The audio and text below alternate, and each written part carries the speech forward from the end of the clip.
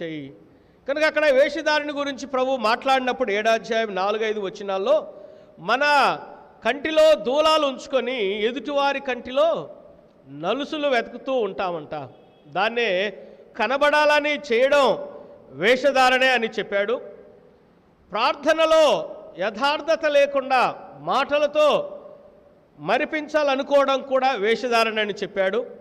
కాబట్టి ఈ వేషధారణను గురించి ఎక్స్లమేటరీ కదా, అయ్యో. సహజంగా ఈ పదాన్ని శ్రమ సంభవించినప్పుడు లేదంటే పిటి, అయ్యో ఏంటో, అయ్యో పాపము, అయ్యో బాధ అనే పదాన్ని అయ్యో అయ్యో దేవుని ఉగ్రత వస్తుంది. కనుక యేసు ప్రభు ఈ అయ్యో అనే పదముతో ప్రారంభిస్తారు. కనుక అయ్యో అనే పదం 13, 15, 23, 25, 27 వచనాల్లో మరి ప్రభు అయ్యో అంటూ 29 వచనాల్లో అక్కడ గుర్తు చేస్తాడు. వేషధారులారా. వేషధారణ అంటే హిపోక్రటిక్, అంటే మనసులో ఒకటి ఉండి ఇంకొకటి బయటికి కనపడడం. ముఖ్యంగా ఆ రోజుల్లో ఈ గ్రీక్ డ్రామాస్ జరిగినప్పుడు, నాటకాలు జరిగినప్పుడు ఈ నాటక రంగంలో వెళ్ళేటువంటి వారు ముసుగు వేసుకుంటారు. ఈ హిపోక్రిటిక్ అనే పదానికి ఒక అర్థం కూడా ఏంటంటే ముసుగు. ఈ డ్రామాలు వేసేటువంటి వారు ఆ టైంకి వచ్చేసరికి ఏ క్యారెక్టర్లో ఉంటారో ఆ క్యారెక్టర్లో పయానికి దాన్ని ఆ స్టేజ్ మీద ఆ క్యారెక్టర్ వరకు నటించి వెళ్ళిపోవడం. కాబట్టి క్రైస్తవుల్లో కూడా దేవుని వాక్యములో కూడా వేషధారి ఎందుకు అన్నాడంటే ప్రభు అంతరంగంలో ఒకరుండి పైకి ఇంకొకటి చూపించే ఆ విధానాన్ని దేవుడు ఎప్పుడు కూడా ఇష్టపడ్డు. గుర్తుపెట్టుకోవాలి, మనుషుడు మన పనులు చూస్తాడు, దేవుడేమో ఆ పని వెనుకాల ఉన్న ఇంటెన్షన్ చూస్తాడు. దేవుడు ఒక పని మనం చేస్తున్నామంటే మనుషుడు ఆ పనిని చూస్తాడు, అయ్యో ఈడంత గొప్పవాడు ఈ పని చేస్తున్నాడు అనుకుంటాం. దేవుడు దాని వెనుకాల ఉన్న ఇంటెన్షన్, ఏ ఉద్దేశంతో చేస్తా ఉన్నాడు అని చూస్తాడు. ఈ 23వ అధ్యాయంలో అయ్యో అంటూ ప్రారంభిస్తాడు. ప్రతి పదానికి అయ్యో చెప్పాను కదా. ఏంటంటే అది ఒక బాధను, రాబోయే సమస్యను చెప్పడానికి, లేదంటే బాధ కలిగినప్పుడు కలిగిన విషయాన్ని 8వ అధ్యాయం ప్రకటన గ్రంథం 13వ వచనంలో మరియు నేను చూడగా ఆకాశ మధ్యమున ఒక పక్షి రాజు ఎగురుచు బూరలు ఊదుచున్న 3 దూతల బూరల శబ్దమును బట్టి భూనివాసులకు అయ్యో అయ్యో అయ్యో అని గొప్ప స్వరముతో చెప్పుట వింటిని. అయ్యో. కాబట్టి ఈ అధ్యాయంలో యేసు ప్రభు కూడా ఈ వేషధారుల గురించి మాట్లాడినప్పుడు అయ్యో అంటూ శాస్త్రులారా, వేషధారులారా, పరిసయ్యులారా అంటూ ప్రభు జ్ఞాపకం చేస్తూ వారిని కొన్ని విషయాలు గుర్తు చేస్తాడు. అక్కడ వారికి ఒక మాటలు కూడా పెట్టాడు చూడండి. వారిని ఏమన్నాడంటే అయ్యో అంటూ వేషధారులారా, అంధులైన మార్గదర్శకులారా. గుడ్డివాడికి దారి చూపితే ఎక్కడికి వెళ్తాడు? ఇద్దరు కలిసి గుంటలోనికి వెళ్తారు. అంధులైన మార్గదర్శకులారా. రెండవది ఇంకేమన్నాడంటే అవివేకులారా, అంధులారా. 17, 19 వచనాలు అంటాడు. అవివేకులారా, అంధులారా అంటాడు. తర్వాత 33వ వచనంలో సర్పములారా,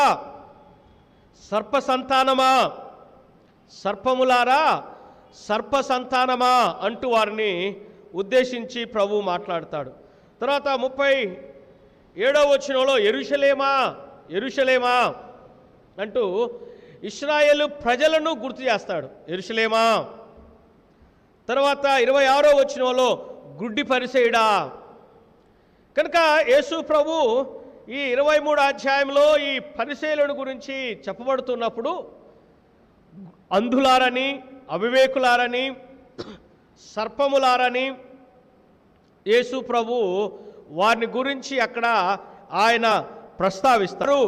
చేయలేని స్థితిలో ఉన్నారు. ప్రాముఖ్యమైన వాటిని విడిచిపెట్టి ఈ వేషధారులకు ప్రభు అన్నాడు అవివేకులారా, అంధులారా, సర్పములారా అంటూ ప్రభు అక్కడ మాట్లాడతాడు.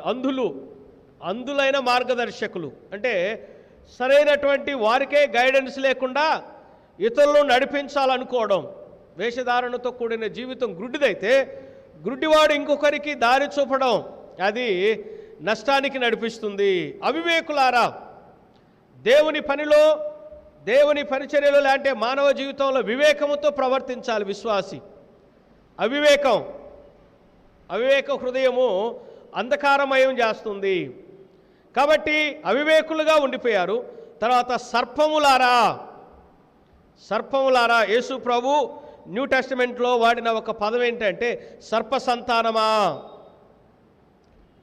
సర్పములారా అనడములో కుయుక్తితోనూ మరి వంచనతోనూ నిండినటువంటి ఆ జీవితాన్ని సూచించడానికి ప్రభు వాడిన పదం అది. ఉదయకాల సమయంలో దేవుని బిడ్డ అంధులారా, అంధులైన మార్గదర్శకులారా, సర్పములారా, సర్ప సంతానమా అని దేవుడు వారి గురించి మాట్లాడుతూ ఈ వేషధారులను గురించి ఒకటి వారు తప్పించుకోలేరు అని గుర్తు చేస్తాడు ప్రభు. 33వ వచనంలో నరక శిక్షను మీరేలాగూ తప్పించుకుంటారు, నరక శిక్షను మీరేలాగూ తప్పించుకుంటారని ప్రభు అని గురించి మాట్లాడుతూ ఈ 23వ అధ్యాయంలో ఈ పరిశీలన ఎందుకు దేవుడు మరి కఠినంగా వారితో మాట్లాడవలసి వచ్చింది, ఎందుకు వారిని యేసు ప్రభు మరి అంతగా, ఎందుకంటే యేసు ప్రభు పరిసయ్యులను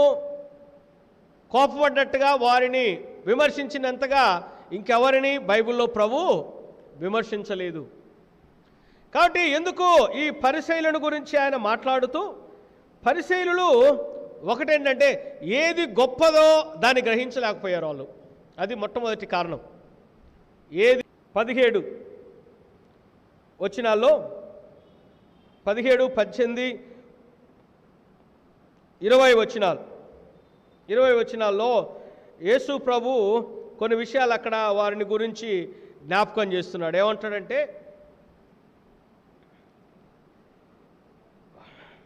అవివేకులారా, అంధులారా, ఏది గొప్పది, బంగారమా, బంగారమును పరిశుద్ధపరచు దేవాలయమా. 19వ వచనం అవివేకులారా, అంధులారా, ఏది గొప్పది, అర్పణమా, అర్పణమును పరిశుద్ధపరచు బలిపీఠమా. కాబట్టి ఈ లేఖనంలో వారు ఏ విషయాలను వారు నిర్లక్ష్య పెట్టారు అనంటే ప్రభు అక్కడ దేవాలయాన్ని గురించి, బలిపీఠాన్ని గురించి అక్కడ గుర్తు చేస్తాడు. తర్వాత 29వ వచనం ప్రవక్తల గురించి 3 విషయాలు యేసు ప్రభు అక్కడ గుర్తు చేస్తూ ఉన్నాడు ఈ పరిసయ్యుల గురించి, శాస్త్రుల గురించి. ఒకటి దేవాలయము, రెండవది బలిపీఠము, మూడవది ప్రవక్తలు. ఎందుకు వీళ్ళ గురించి ప్రభు అక్కడ చెప్పాడంటే ముఖ్యంగా ఈ పరిసయ్యులు, చెప్పాను కదా గతంలో మీకు జ్ఞాపకం,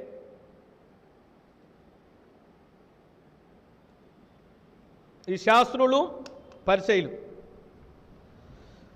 అన్య దేశంలో దేవుని కొరకు యథార్థంగా బ్రతకాలనే ఉద్దేశంతో ఈ పరిసయ్యులు, ఈ యూదులు దేవుని సన్నిధిలో వారు పవిత్రపరచుకొని ప్రత్యేకంగా జీవించడానికి సిద్ధపడతారు. ఏ విషయాలు తర్వాత రోమీల పాలనలో కూడా వీరు తమ ప్రత్యేకతను కాపాడుకోవడానికి ప్రయత్నించిన ఒక మంచి ఉన్నత ఆశయముతో స్టార్ట్ అయినటువంటి ఈ పరిసయ్యులు తర్వాత యేసు ప్రభు దగ్గరికి జీవించడానికి సిద్ధపడతారు. వారు ఏ ఉద్దేశంతో వచ్చారో దాన్ని మర్చిపోయి తర్వాత రోమీల పాలనలో మేమే అన్నిటికీ మూలం తమ ప్రత్యేకతను కాపాడే విధానంలోనికి వచ్చి ప్రయత్నించిన దేవుని సన్నిధిలో వారు ఉన్నత ఆశయంతో దేవాలయాన్ని పరిసయ్యులు కంట్రోల్లోనికి తీసుకున్నారు. యేసు ప్రభు దగ్గరికి వచ్చేసరికి ప్రభు ఇక్కడ వారిని గురించి ఏ ఉద్దేశంతో వచ్చారో దాన్ని మర్చిపోయి వారు గ్రహించని మేమే అన్నిటికీ మూలం బంగారమా, ఆ విధానంలోనికి వచ్చి బంగారముని సన్నిధిలో వారు దేవాలయాన్ని తమ బంగారమును శుద్ధి చేయు. అందుకనే ప్రభు ఇక్కడ వారిని గురించి మాట్లాడుతున్నప్పుడు అర్పణమును పరిశుద్ధపరచు గ్రహించని విషయం దేవాలయమా, బంగారమా? కనుక మూడవది బంగారము లేఖనములో దేవాలయమా? సమాధులు కట్టించి ప్రవక్తలను బంగారమును శుద్ధి చేయు ప్రవక్తల సమాధులను దేవాలయమా? అర్పణమా? ప్రవక్తల అర్పణమును పరిశుద్ధపరచు శృంగారి దేవాలయమా? కాబట్టి మొదటి భాగములో ఈ లేఖనములో ఏంటంటే వారు దేవుని సన్నిధిలో దేవాలయము, బలిపీఠము, ప్రవక్తల సమాధులను శృంగారిస్తా ఉన్నారు. ఇశ్రాయేల్ ఆధ్యాత్మిక జీవితంలో చాలా సమాధులను శృంగారిస్తూ ఉన్నారు. కాబట్టి ఈ మొదటి భాగంలో బలిపీఠం ఏంటంటే దేవుని సన్నిధిలో దేవాలయము, బలిపీఠము, సత్యాన్ని జ్ఞాపకం చేసి ముగ్గురు దేవుని సన్నిధికి జీవితంలో చాలా ప్రాముఖ్యం. బలిపీఠము వారిని వారు సమర్పించుకునే ప్రదేశం. దేవాలయం బలిపీఠంలో మనకి సిలువే బలిపీఠం. ప్రవక్తలు మనందరి కొరకు ఆయన బలియాగ దేవుని సన్నిధికి నడిపించి మనము బలిపీఠము దేవునికి సమర్పించుకునే ప్రదేశమే నిజమైన బలిపీఠంలో మనకి. ఈ సిలువే బలిపీఠం ఇశ్రాయేల్ ఆచార్య దేవాలయం ఆయన బలియాన చేయబడ్డాడు. తర్వాతకు వస్తాడు. మనము వీటిలో దేవునికి సజీవ యాగంగా సమర్పించుకోవడమే నిజమైన బలి. బంగారము అర్పణ ఇశ్రాయేల్ ఆధ్యాత్మిక దేవాలయం అర్పణ సమాధులను వస్తాడు ఉన్నారు. కనుక దేవుడు మాట్లాడుతున్నాడు, అందులారా అవివేకులారా, అర్పణ ఏది ప్రాముఖ్యం? ఈ సమాధులను శృంగారమా? సమాధులను పవిత్రపరుస్తున్నారు. కనుక దేవుడు ఏం మాట్లాడు? దేవాలయమా? ఓ అందులారా అవివేకులారా, మరి అర్పణమును పరిశుద్ధపరచు బలిపీఠమా? బంగారమును పవిత్రపరచు. కాబట్టి మూడవది దేవాలయమా? మాట వినడమా? ప్రవక్తలను మరి అర్పణమును పరిశుద్ధపరచు ప్రాముఖ్యం? బలిపీఠమా? ఈ రోజు మనం కూడా చాలా. కాబట్టి మూడవది ప్రవక్తల మాట వినడమా? ఒక్కడు బువ్వ పెట్టాడు కదా, అన్నం పెట్టాడు, వాళ్ళు బలికట్టడమా? ఏది మాత్రం ₹1,00,000 చాలా సార్లు చూస్తే తల్లిదండ్రులు బ్రతుకుంటారు, వాళ్ళు పెట్టాడు కదా, అన్నం పెట్టాడు, వాళ్ళు పట్టించుకోడు. ప్రవక్తలు బ్రతికి ఉన్నప్పుడు వారిని చంపారు వాళ్ళ మాటలు విని. ఇలాంటి వాళ్ళు చంపిన తర్వాత వాళ్ళు ప్రవక్తలు బ్రతికి ఉన్నప్పుడు సమాధానం సుందరించి చంపారు వాళ్ళ మాటలని. చంపిన గౌరవిస్తున్నానే చెప్పడానికి అలాంటి చేస్తూ ఉన్నప్పుడు యేసు ప్రభువు అన్నాడు, వారిని మేము గౌరవిస్తున్నా అనే చెప్పడానికి అలాంటి చేస్తూ ఉన్నప్పుడు యేసు సమాధులను కట్టిస్తా ఉన్నారు. అయ్యో సర్పములారా, ప్రవక్తలను చంపి నరక శిక్షను మీరేలాగును కట్టిస్తా ఉన్నారు. అయ్యో సర్పములారా, అదే కాలంలో దేవుని బిడ్డలారా, శిక్షను మీరేలాగు ప్రాముఖ్యమో గ్రహించలేని తనం కూడా కాలంలో దేవుని బిడ్డలారా, వేషధారణ ఏది ప్రాముఖ్యమో గ్రహించలేని తనం కూడా ఇక్కడ అంటాడు. వేషధారణ అది గుడ్డి. బంగారమా? బంగారమును ముఖ్యమో పరిశుద్ధపరచు. బంగారమా? బంగారమును దేవాలయం బంగారం కాదు, దేవాలయమా? ఎందుకంటే యెరూషలేము దేవాలయం ముఖ్యం, బంగారం బంగారంతోనే ఉంది. ఎందుకంటే యెరూషలేము దేవాలయం బంగారంతోనే ఉంది, బంగారం మీద కాదు. దేవాలయం దేవుని ఆలయం, బంగారం మీద కాదు, దేవాలయం దేవుని ఆలయం అది సన్నిధానములో. కనుక దేవుని కంటే బలిపీఠం ప్రాముఖ్యం, అర్పణ కంటే బలిపీఠం ప్రాముఖ్యం. నీ హృదయాన్ని అర్పణ, నీ హృదయాన్ని ఇవ్వాల్సిన విధానాన్ని చూపిస్తే దేవుని పట్ల ఇవ్వాల్సిన బలిపీఠం ఏం చెప్తుందంటే నువ్వే బలి, బలిపీఠం ఏం చెప్తుందంటే నువ్వే బలిరా అనే విషయాన్ని. ఇశ్రాయేల్ యొక్క ఆధ్యాత్మిక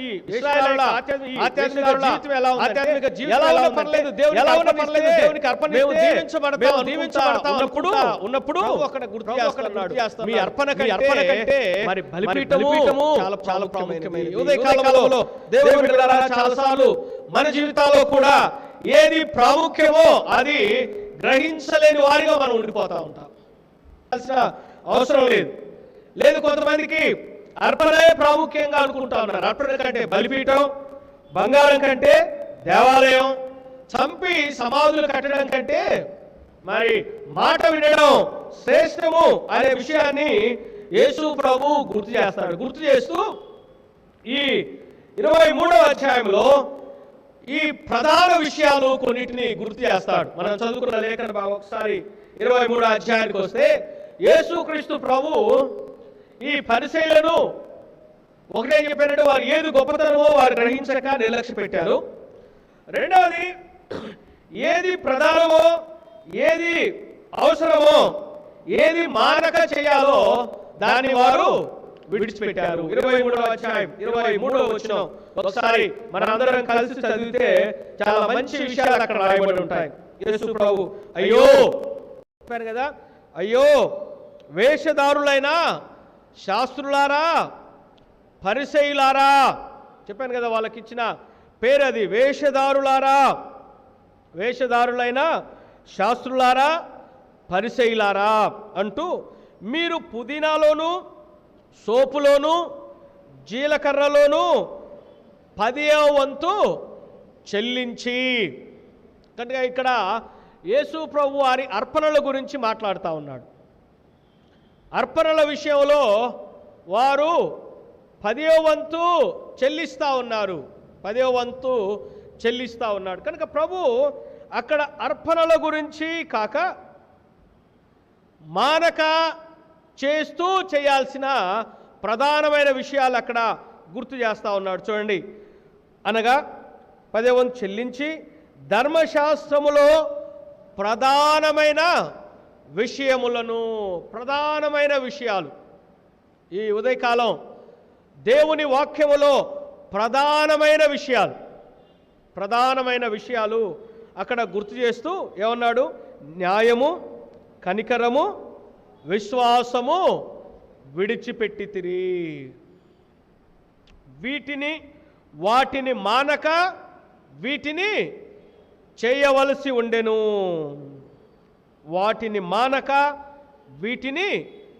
చేయవలసి ఉండెను. ఈ ఉదయకాలం యేసుక్రీస్తు ప్రభు ఈ 23వ అధ్యాయంలో మానక చేయవలసిన 3 ప్రధానమైన విషయాలు గుర్తు చేస్తాడు. ఏంటి? మానక చేయవలసిన 3 ప్రధాన విషయాలు. మానకూడదు, వీటిని మానుకోకూడదు. కొన్నిసార్లు కొన్ని మానుకొనవలసినవి కొన్ని మానాలి. పాట కూడా మనం వింటాం కదా, ఓ మానవా నీ పాపం మానవా, ఓ మానవా నీ పాపం మానవా. దేవుని వాక్యములో కూడా కొన్ని విషయాలను మనము మానకూడదు, కొన్ని విషయాలు మానుకోవాలి. యెషయా గ్రంథం 1వ అధ్యాయంలో యెషయా భక్తుడి ద్వారా మాట్లాడుతూ దేవుడు ఒక మాట గుర్తు చేస్తాడు. 17వ వచనం, కీడు చేయుట మానుడి, మేలు చేయ నేర్చుకొనుడి, న్యాయము జాగ్రత్తగా విచారించుడి, హింసింపబడు వారిని విడిపించుడి. కనుక ఏం చేయమంటాడు? కీడు చేయ మానుడి, కీడు చేయడం మానుకోండి. కొన్నిసార్లు కొన్ని మనము మానుకోనకపోతే చాలా అనర్థాలు కూడా తెచ్చుకుంటాం. కొన్ని విషయాలను మనం మానుకోనకపోతే కొన్ని విషయాలు దేవుడు ఎన్నిసార్లు చెప్పినా మానుకోరు కదా. కొంతమంది అప్పుడప్పుడు ఉన్నట్టుండి బైబిల్ తీసుకొని చర్చికి వచ్చి ఏందంటే మానుకున్నాను సార్ తాగడం అంటాడు కదా. ఏంటంటే వాడికి నిజంగా దేవుడి మీద ప్రేమ కలిగేం కాదు. కొన్నిసార్లు డాక్టర్ చెప్పాడు తాగితే